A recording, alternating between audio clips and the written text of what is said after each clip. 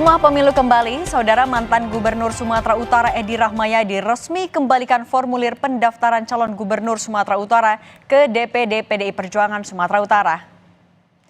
Berkas formulir pendaftaran Edi Rahmayadi diterima langsung oleh Ketua DPD PDI Perjuangan Sumatera Utara, Rapidin Simbolon, di kantor DPD PDI Perjuangan Sumut hari ini.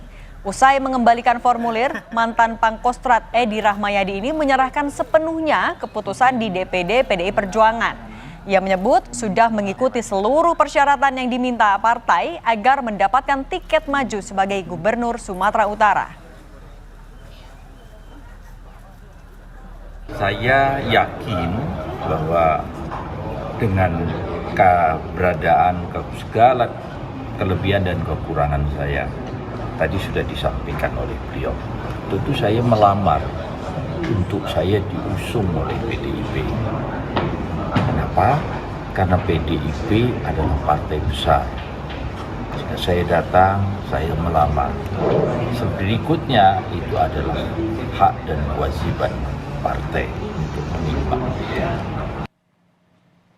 Beralih ke informasi lain, Saudara.